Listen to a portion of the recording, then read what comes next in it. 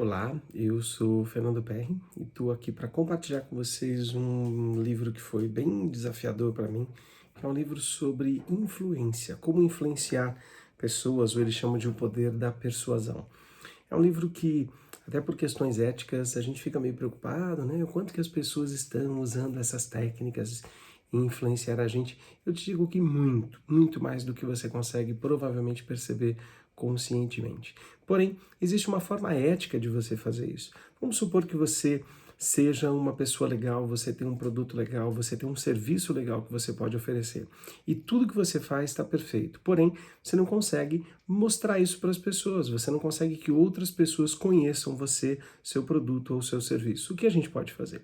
Eu vou te contar mais nesse vídeo. Se você gosta dos nossos vídeos, curte, compartilha, ativa o sininho para você não perder nossas lives, se inscreve no canal e manda para alguém que você acha que vai curtir esse conteúdo de autodesenvolvimento ou de autoestudo ou de desenvolvimento pessoal. Legal?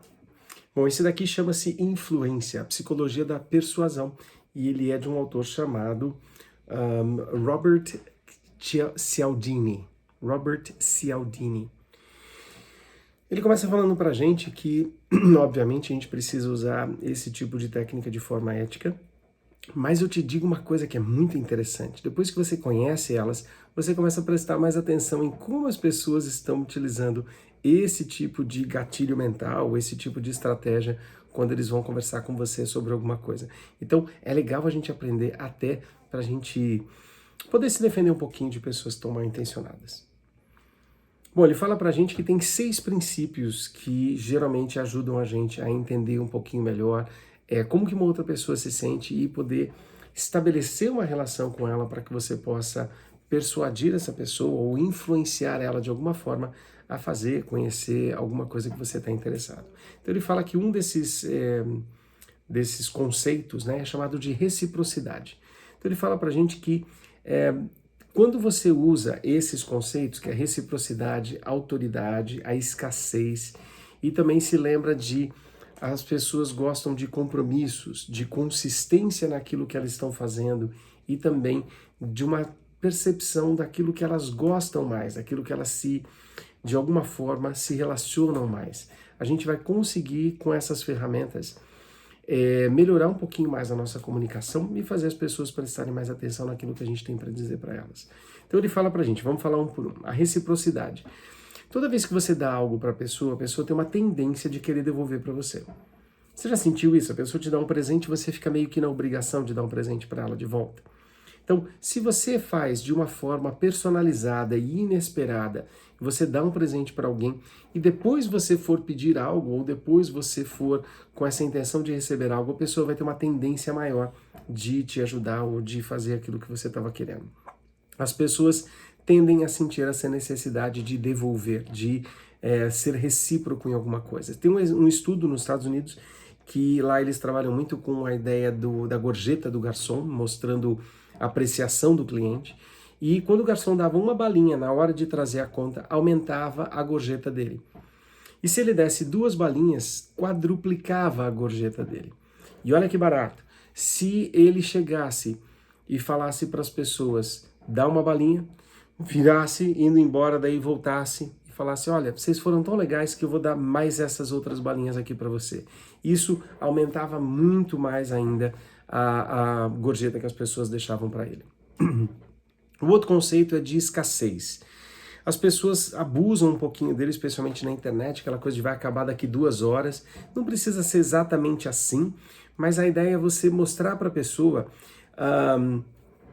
quais são os benefícios que ela vai ter com aquele produto ou com aquele serviço que você vai ter para oferecer para ela, por exemplo. Você mostrar para elas o que tem de único nisso. Por que isso é diferente? E você mostrar também o que elas vão perder se elas não fizerem aquilo. Essa escassez não precisa ser só de tempo ou vai acabar. Mas se você não fizer isso agora, você vai deixar de ganhar isso, ou aquele desconto, ou aquele brinde, ou aquele prêmio, ou de ter um momento junto comigo e coisas assim. Ele fala que o nosso terceiro princípio é a autoridade. Obviamente você precisa ter alguma autoridade, lembrando que a autoridade pode ser simplesmente a sua experiência com aquilo.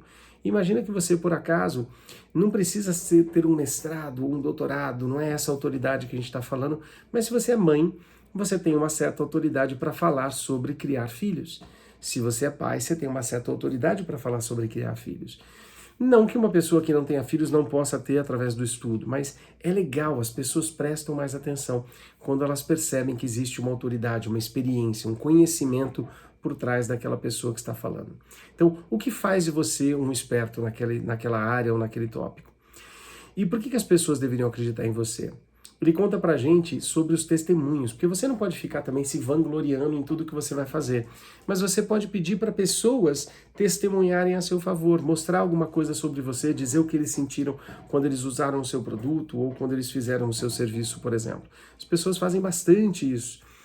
E olha que bacana, eles fizeram um exemplo de uma secretária, um estudo nos Estados Unidos também numa agência de corretores de imóveis, que quando a secretária atendia e falava, você está procurando aqui uma casa? Peraí, eu vou te passar para uma pessoa que tem mais de 20 anos de experiência nessa casa. Ou vou te passar para uma pessoa que tem X anos de experiência em vendas. Isso aumentou a vontade das pessoas de continuar na linha, falar e marcar uma hora com aquele agente. Porque alguém estava dando uma dica para eles do porquê que essa pessoa tinha autoridade. Depois eles falam para a gente da consistência. Consistência não é só de você persistir, a persistência é importante, né? Você ser persistente naquilo que você está fazendo. Você está trabalhando com algo, se você trabalha 2 meses, muda, as pessoas passam a não acreditar muito no que você faz. Mas não é isso que nós vamos falar agora. Ele fala o seguinte, que se a pessoa ela já fez uma coisa, ela tem uma tendência de ser consistente com aquilo mesmo e fazer de novo. Se ela já se abriu para conversar com você, ela tem uma tendência de se abrir de novo. Se ela concordou de alguma forma a fazer algo com você, ela tem a tendência de fazer aquilo. Então eles falam que é bem bacana se você conseguir que essa pessoa marque algum tipo de compromisso com você de forma voluntária e de preferência pública. Se você encontra alguém na rua, num café, num restaurante, fala assim, olha, queria muito conversar com você, que tal essa semana? E a pessoa ali na frente de outras pessoas diz, terça-feira é um bom horário para mim às 14 horas. Ela provavelmente vai manter aquele compromisso dela, porque ela assumiu esse compromisso publicamente de forma voluntária. Ele fala também o princípio de você gostar, de você se identificar. E ele fala 3 coisas legais. A gente tem uma tendência de nos identificarmos, de gostarmos de pessoas que são similares a nós. A gente se identifica com uma outra pessoa que também é mãe, ou que também é estudante, ou que também gosta de viajar. Nós nos identificamos com pessoas que nos elogiam e nos identificamos com pessoas que cooperam com a gente. Então olha que bacana, se você no início da sua conversa, você tenta procurar coisas que você tem em comum com aquela pessoa. Ao invés de ficar olhando todos os defeitos dela e fazendo cara feia, você tenta identificar quais são as coisas que vocês têm em comum. E aí você fala sobre isso. Você elogia essa pessoa de uma forma sincera, elogios falsos vão ser percebidos. Elogie algo que você realmente gostou ou achou interessante na pessoa. E tente mostrar que você está pronto para colaborar com ela naquele dificuldade, naquele projeto ou naquilo que está começando com a negociação de vocês, com a compra, ou o que quer que seja. E ele fala sobre o consenso, que as pessoas têm uma tendência de fazer aquilo que é um consenso, que outras pessoas estão fazendo. Elas têm uma tendência de ver, ou pessoas estão indo por ali, elas vão por ali, as pessoas estão fazendo desse jeito, ela vai desse jeito. Tem até um estudo de um hotel nos Estados Unidos que eles fizeram o seguinte, eles colocaram um recado, em vez de simplesmente reuse a toalha, por favor, eles disseram 75% das pessoas que ficam no nosso hotel reutilizam a sua toalha durante a sua estadia. E isso aumentou muito a proporção de pessoas que reutilizavam e não trocavam a toalha simplesmente. Então ele está dizendo para a gente que de alguma forma a gente pode pensar em criar essa conexão com outras pessoas. Então procure tentar se conectar com aquela pessoa que você está querendo fazer algum tipo de negócio. Tente se relacionar com ela, tente fazer algo que traga vocês para um patamar mais próximo, ao invés de ficar olhando para ela por cima, né, com um ar mais superior. Tente encontrar coisas incomuns de vocês, tente falar coisas que são legais para aquela pessoa, para que você possa usar de uma forma ética, de uma forma legal, essas dicas que a gente deu para melhorar a sua comunicação. Espero que você tenha curtido essas dicas. É um prazer gravar esses vídeos para vocês e espero que a gente se encontre no próximo vídeo. Fica com Deus, um abraço.